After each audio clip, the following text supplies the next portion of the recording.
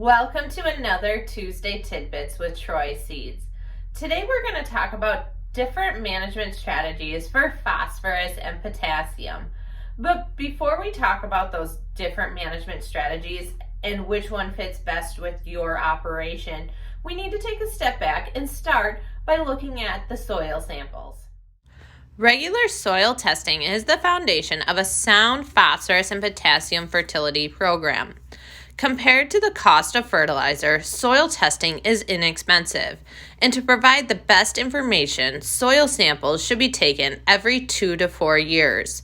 In our area, it's recommended to grid sample in a maximum of 5-acre grids to get the best interpretation of soil due to the variability in our soil. Once you have gotten the soil sample results and reviewed them, there are 2 common fertility philosophies. The first is nutrient sufficiency, which focuses on applying the minimum amount of fertilizer needed to maximize profitability in the year of application with no consideration for future years.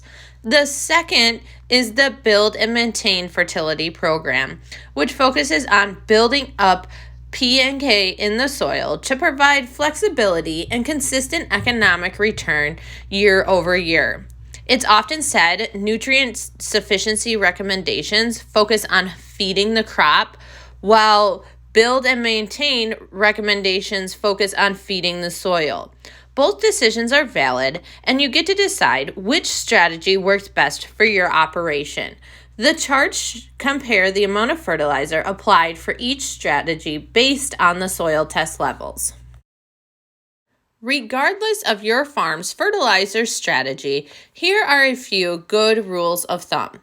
Always fertilize when soil test levels fall below the optimum range. The risk of yield loss is high when soil tests are very low to low. Avoid applications on high testing soils and never apply on soils that test in the very high range.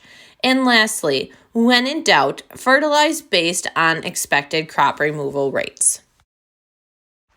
As we start looking at applying fertilizer, this Pioneer Fertility Quick Reference Guide is a great resource. Soil test levels are described in units of the nutrient, and fertilizer is described in units of the fertilizer formulation. For example, 1 unit of P2O5 is only 44% phosphorus. If you would like a copy of the Pioneer Fertility Quick Reference Guide, please let us know. We'd be happy to get you a copy. And whether you're feeding the crop for the upcoming growing season or building the soil profile, it is important to keep the soil test levels above the very low and low categories. It takes 39 pounds of DAP to raise phosphorus soil test levels 1 part per million, and almost 12 pounds of OO60 to raise the potassium soil test levels 1 part per million. As we start creating our 2022 fertilizer plans, it's important to analyze those soil samples and then determine which strategy best fits your operation.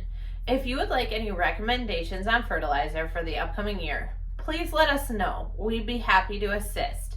Thank you for joining us for another Tuesday Tidbits with Treu Seeds. Have a great day.